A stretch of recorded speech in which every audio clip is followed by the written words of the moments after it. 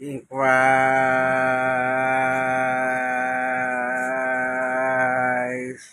alone. For God so loved this world that he gave his only Son, that whoever believes in him should not perish but have eternal life. For God did not send his Son into the world to condemn this city, this world, but in order that the world might be saved through him. This is the gospel of Jesus Christ also for this university city, Cambridge. And thank you for showing Jesus over every heart and every mind. 'Cause I know there is peace within your presence. I speak Jesus.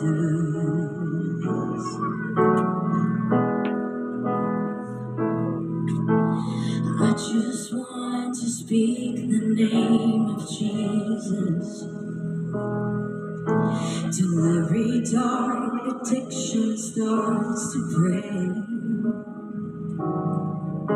declaring there is hope and there is freedom. I speak Jesus.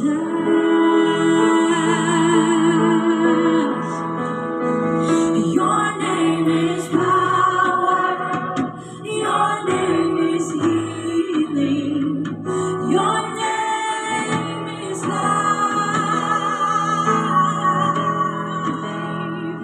Break every stronghold. Shine through the shadows. Burn like fire.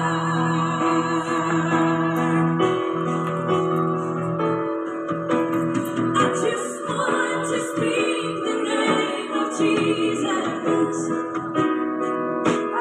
over fear and all anxieties. To every soul that captured by depression, I speak Jesus.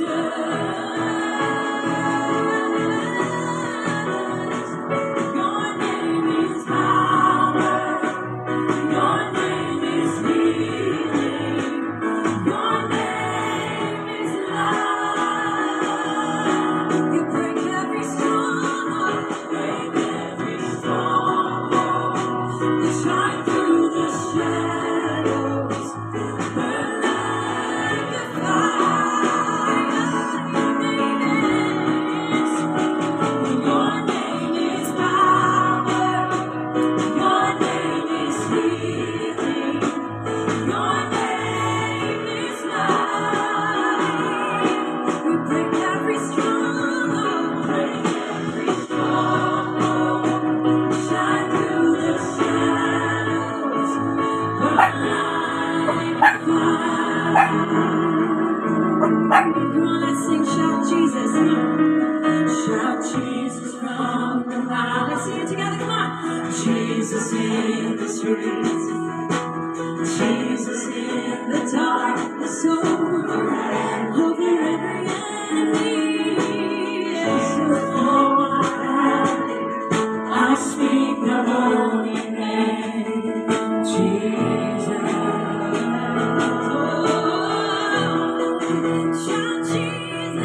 Shout Jesus from the mountains. Jesus in the streets. Come and shout his name. Jesus in the dark. For every enemy. Yes. Jesus for my family. I speak the holy name. Jesus. Shout Jesus from the mountains. Shout Jesus from the mountains. Oh, shout his name. Jesus in the dark, over every enemy. Jesus for my family, I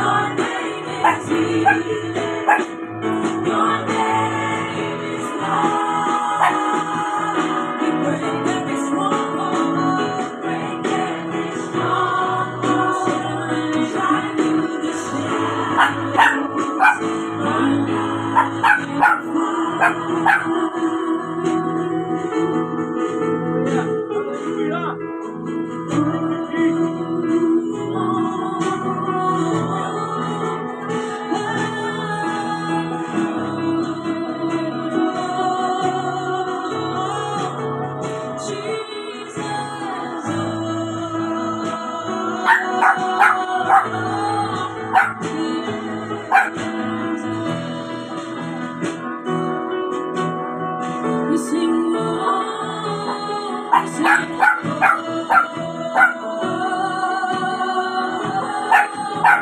Jesus,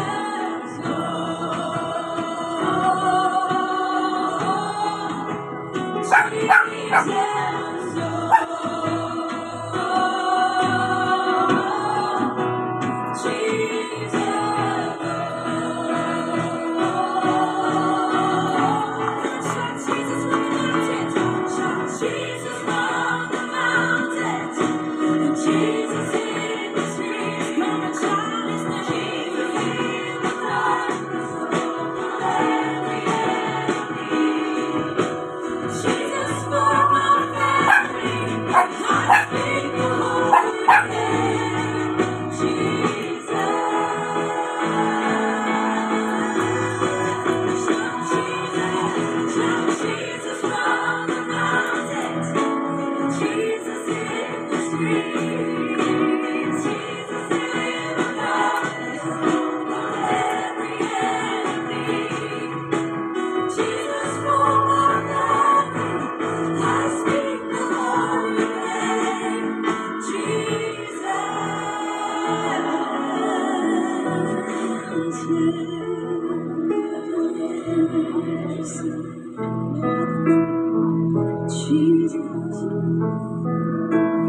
I just want to speak the name of Jesus over every heart and every mind. 'Cause I know there is peace within your presence. I speak Jesus. Hallelujah.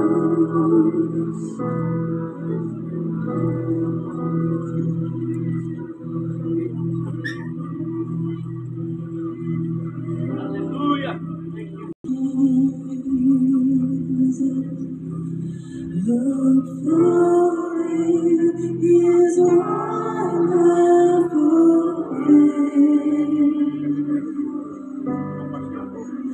and the things of earth will grow strangely dim in the light of His glory and grace. To turn your eyes upon Jesus.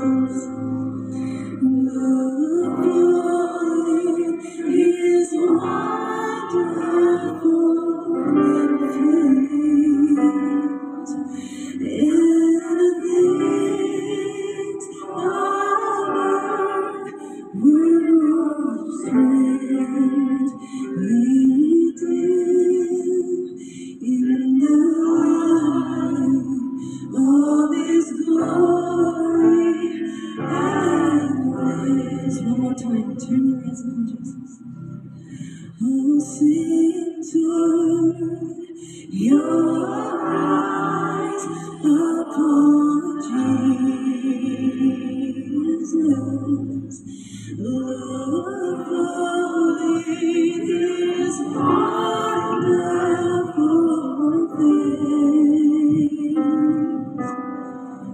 And all the things of earth, they will grow strangely dim in the light of His glory and grace. Oh Lord,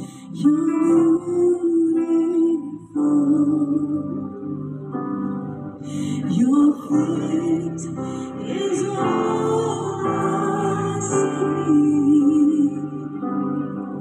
For when your eyes are on this child, your grace abounds to me.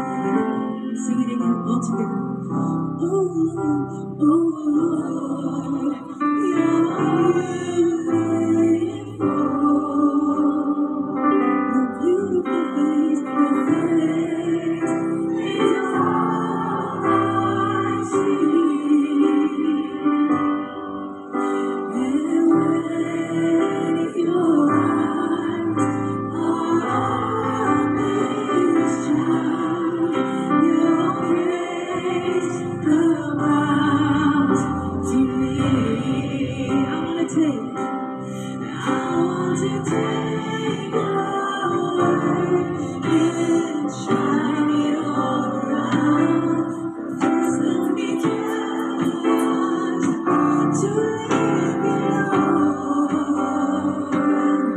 And when I'm doing well, I'll need to never see the crown. For my reward is giving glory to you. I want to take your word. I want to take your word and shine it all around. First, let me just to leave you alone. When I'm doing well, I'll need to never see the crown. Is giving glory to you. Oh, please guide. As a child, I was homesick for the Lord,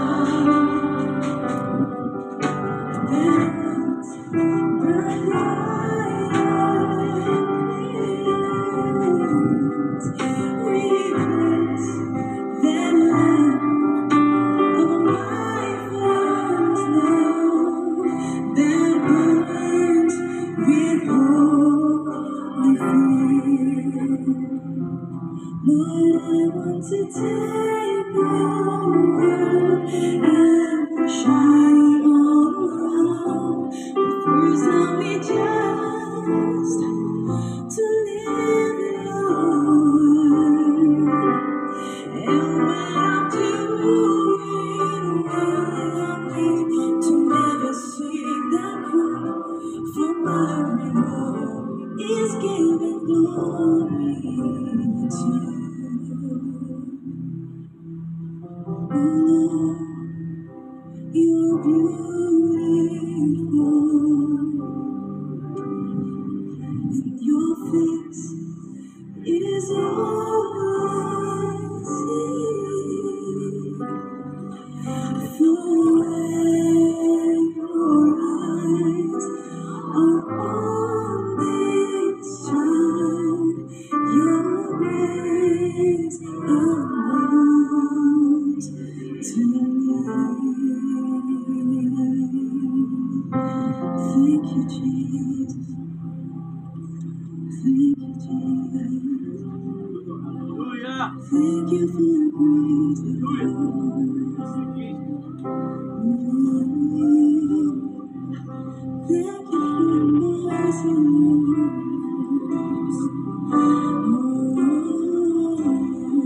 so beautiful. This is the word of God. Purihin ang Panginoon Diyos, ano? Narinig niyo po yung awitin, napakaganda. Sa Cambridge University po yun. Abang kumakanta yung mga Christian doon, yun po yung binidyo ko. Kasi yung awitin po ay tungkol po sa Panginoong Yesus. Ano man ang problema mo, andun si Jesus. Narito po yung ebanghelyo ng ating Panginoong Yesus ayon sa sulat ni Juan. Ganito po ang nakalagay.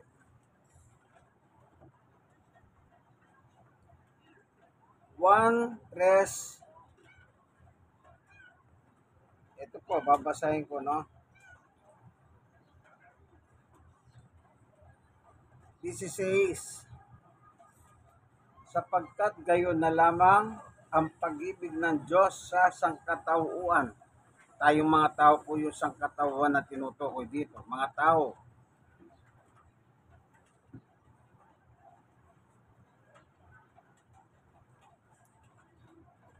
Sapagkat gayon na lamang ang pag-ibig ng Diyos sa sangkatauhan, kaya't ibinigay niya ang kanyang ay sa isang anak, si Jesus po yun, ang ating Panginoong Jesus. Upang nga sino man sumampalataya sa Kanya ay hindi mapahamak, kundi magkaroon ng buhay na walang hanggan. 17. Isinugo ng Diyos ang Kanyang anak, si Jesus, hindi upang atulan ng parusa ang sanlibutan, sangkatauhan o mga tao, kundi upang iligtas ito sa pamamagitan niya.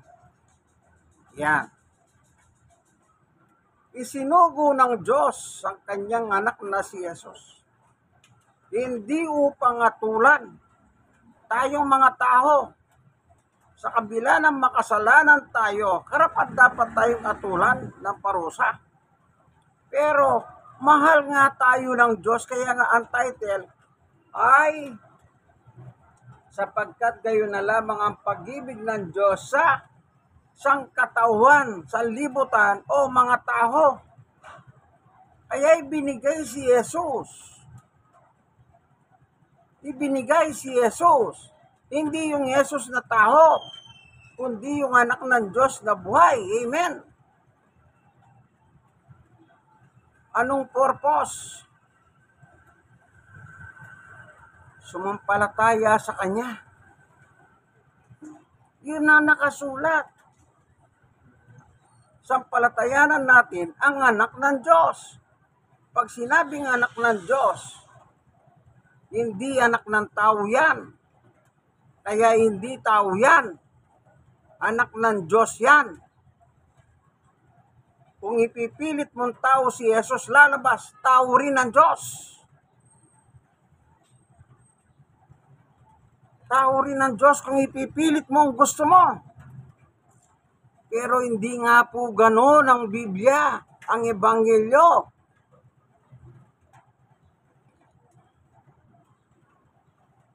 Anak ng Diyos na buhay, si Jesus. Si Jesus mismo nagsabi, pagkatapos sasabihin mo, hindi kailanman naging Diyos si Jesus kundi tao. Anong klaseng tao ka naman? Anong klaseng tao ka?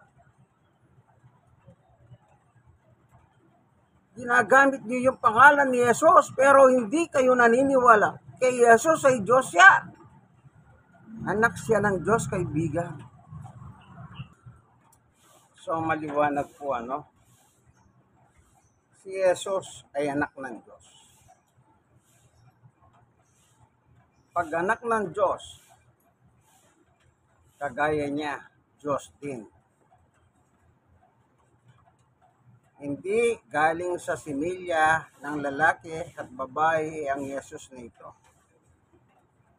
Kayong mga kulto, antikristo.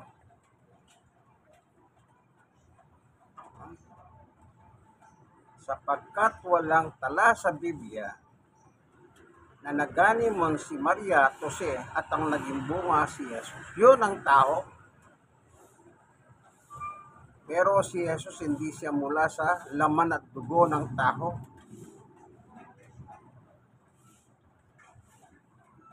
Basahin natin.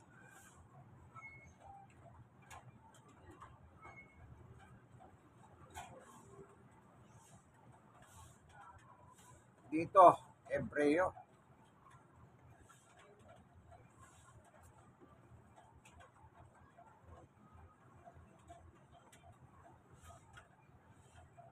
ganito nakasulat, kayong mga Antikristo.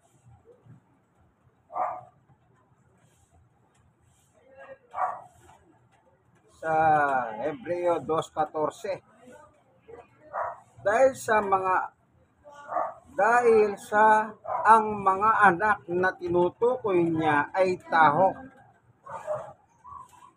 Mga anak, marami, mga anak na tinutukoy niya ay taho. Yung mga taong sumampalataya kay Jesus, ang tawag sa kanila, anak ng Diyos. Mga taho.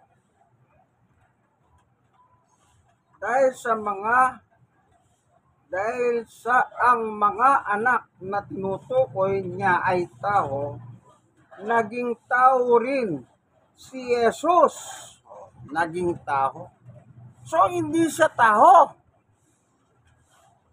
Kasi anak siya ng Diyos. At tulad nila'y may laman at dugo. Oh. Ibig sabihin, walang laman at dugo si Jesus. Tumulad lang. Dahil sa ang mga anak na tinutukoy niya ay tao, naging tao rin si Jesus at tulad nila may laman at dugo. Oh, kita nyo? Di ba sapat na katibayan niya? Nakitulad siya tao, na ano daw ang tao? May laman at dugo. Tayo yun. Kayong mga Antikristo, kayo ang may laman at dugo. Huwag niyong igaya sa inyo si Jesus na may laman at dugo. Nakitulad. Ayon sa nakasulat. Sa binasa ko. Kayo, yung mga ministro nyo, basa ng talata ng pilipit sa mga talata ng Biblia para umayon sa gusto ninyo. Mga Antikristo kayo. Kunwari, magaling kayo sa Biblia. Sa inyong programa, nakalatag ang mga Biblia. Pero naman anong ginagawa nyo? Selective.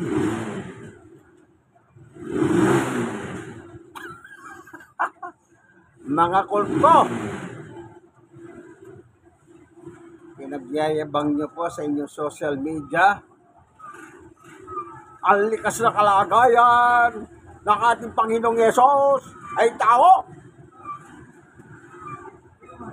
Pero yung founder ninyo, pagel. Eh di mataas pa yung founder ninyo. Eh di, yung founder na lang ninyo, ang inyong dasalan, ang inyong sambahin. Total, may ribulto naman eh. Diba sa inyong sentral? Yun, lurang ninyo yung ribulto niya. Nagagalit kayo sa Katoliko, sumasamba sa mga ribulto. Lumaya kayo, may ribulto din kayo. Di ba? Sige. Sabihin mo kung wala. Nakangiti ako. Hindi ako. Okay, tuloy natin. 2:14 ng Hebreo. Kung may Biblia ka, kung may ang gamit ko, kahit anong Biblia basahin mo, kahit yung lamsa pa, tsaka o kaya yung ano pa yun, paborito nyo kasi si Lamsa. Pero binuking kayo ni Lamsa.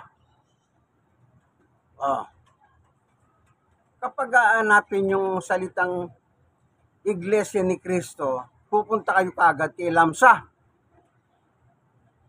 Translation. Basahin nyo yung Lamsa. Translation. Roma 9:5. Anong sabi ron ni Lamsa?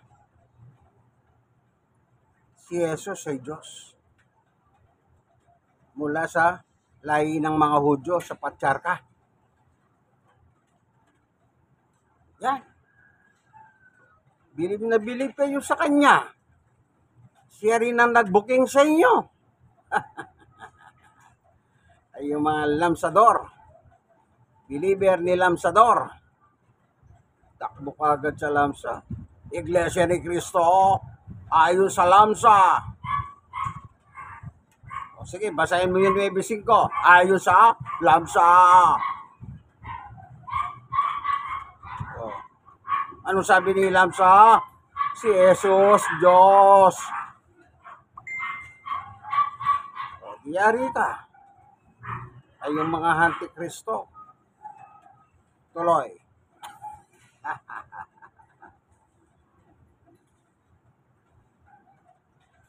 2:14, ano? Dahil sa mga anak na tinutukoy niya ay tao, naging tao rin si Jesus tulad nila ay may laman at dugo. Ginawa niya ito upang sa pamamagitan ng kanyang kamatayan ay mawasak niya ang dyablo na siyang may kapangyarihan sa kamatayan. Yan. O, paano ngayon may papako si Jesus kung wala siyang ano? Siyempre, nilagyan siya ng laman at dugo ng Diyos. Yun ang ipinako sa krus. May papako mo ba, anak ng Diyos, o wala laman at dugo? Kaya nga nakitulad, sabi. Kasi nga, hindi galing sa tao si Jesus. Hindi nagalimon si Maria at Jose. Saan nagmula si Jesus?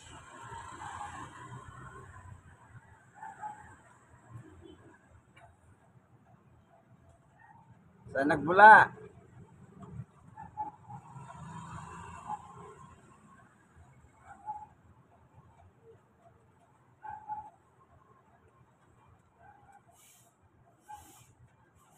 Basa. Ganito po nakasulat sa Mateo 1:18. Ito ang naganap ng ipinanganak si Jesucristo, si Maria na kanyang ina, at si Jose ay nakatakda ng magpakasal. Ngunit bago sila makasal, nagdadalang tao na si Maria sa pamamagitan ng kapangyarihan ng Espiritu Santo. Galing ba sa tao yan? Mga antikristo. Saan mula? Sa laman at dugo ni Jose at Maria?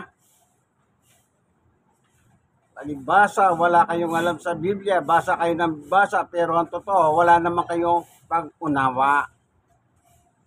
Ilig nyo pa makipagdebate, yayabang nyo pa makidebate na pinakikita nyo sa social media.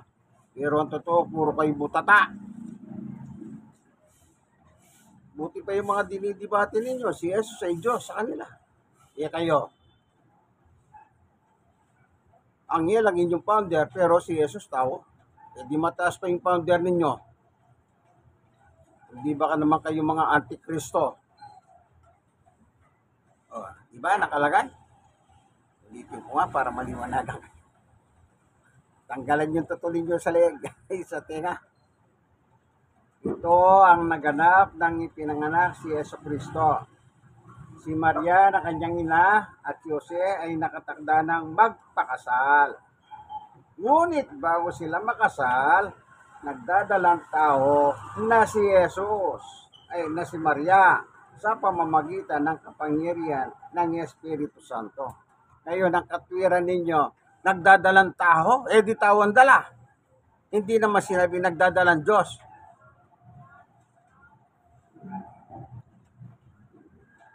Nakalagay, biblical, letra por letra, nagdadalang tao. Pero, sa pamamagitan ng Espiritu Santo. Ano yon? Nanganak si Maria, hindi nakikita yung anak.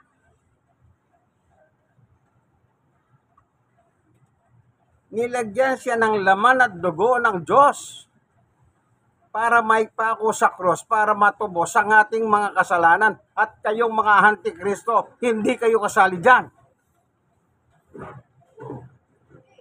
Yung kamatayan ni Jesus, doon lamang sa mga naniniwala na si Jesus ay Diyos.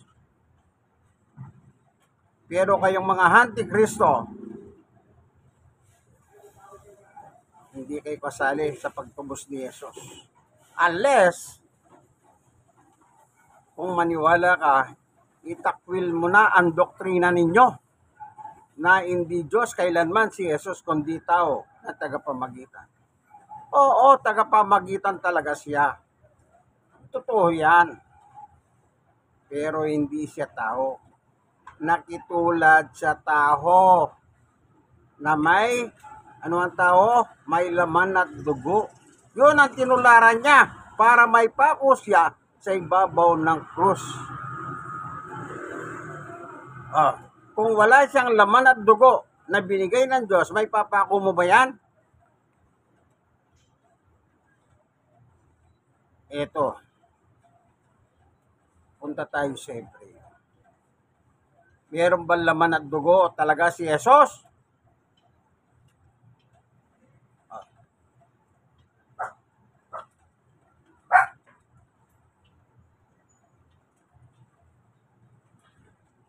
Hinahanap ko lang. Eto na.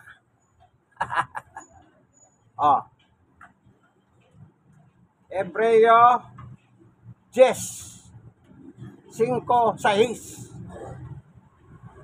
Dahil diyan, nang si Kristo na parito sa daigdig. Anong tawag sa kanya? Kristo. Anong ibig sabihin ng Kristo? Tagapagligtas, Mesiyas. Dahil diyan, nang si Kristo ay naparito sa daigdig, sinabi niya sa Diyos. Ito sabi niya, ang mga pangalay, pati mga andog at ang mga hayop na handang sunogin, hindi mo nahibig sa dambana dalhin. Hindi mo kinalugdan ng mga handog na sinusunod at ang mga andog upang pawiin ang kasalanan. Kaya't inihanda mo ang aking katawan upang maging andog. Maliwanag, wala siyang katawan. Binigyan siya ng Diyos ng katawan na gaya natin na may laman at dugo upang siyang maihandog para matubos ang kasalanan. Kayong mga Antikristo, hindi kayo kasali dyan unless itakwil nyo ang inyong doktrina. Tanggapin mo si Jesus ay Diyos kasi anak siya ng Diyos. Ikaw na Antikristo, tao ka. Kasi ang nanay mo, tao. Nung magani mo sila, ikaw ang naging bunga. Si Maria ba nagani mo kay Jose?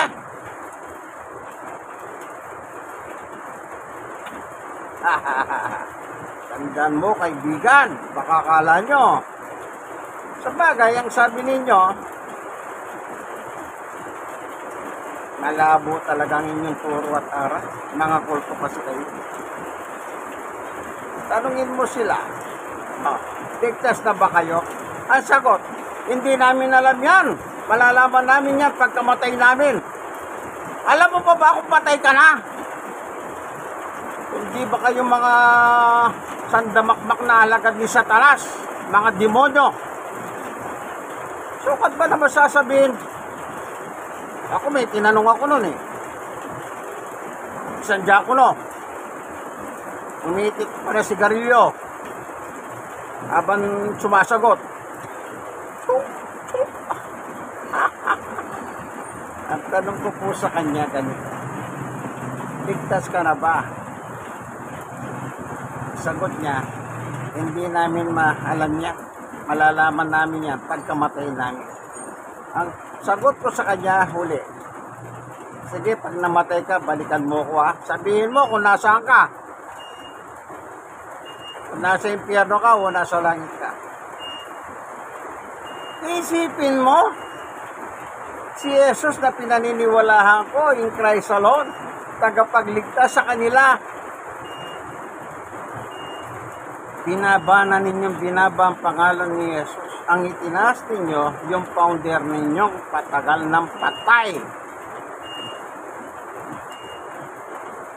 Hindi ba totoo? Ayon sa inyong doktrina, ang inyong founder ay umakyat sa sikatan ng araw. sa Pahayag chapter 7. Magtatatak daw doon. Anong tatatakan mo kung patay ka na? O, hindi ba? Sige nga. Kausapin mo nga. Punta ka doon. Kaya kausapin mo yung rebulto na sa Central ninyo. O, patay na. Magtatak ka na. Makakatatak pa kaya yan? Wala na. Hanggang dito na lamang po ang ating Ebanghelyo ni Jesus ayon sa Koine, ang Biblia ng mga pastor.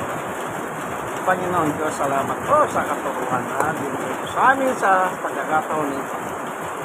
Napakaganda ng mensahe. Napakaliwanag ng mensahe ng iyong anak na si Jesus ay hindi tao, kundi kaya mo siyang Diyos. Kasi anak mo siya. Kung sakali man po yung mga nanonood ng video ito, hindi sila gano'n ang kanilang pananampalataya, baguhin mo po sila. Isahayos mo po ang kanilang paniwala. Itakwil nila ang turo ng kanilang founder na tao. At kumapit sila sa turo at aral sa Biblia. Maraming salamat po kung may dalamang kabigatan. Paghahanin mo po ang buhay nila. Kung may mga sakit, iyong pagaling. Salamat po, Panginoon po, sa ngalan ni Jesus. Ito po ang inyong kaibigan si Jesus, Brother Manny Bautista. Ang tunay na pagbubulgar ng katotohanan o salita ng Diyos ayon sa Koine at sa Biblia ng mga pastor. God bless us all. Bye!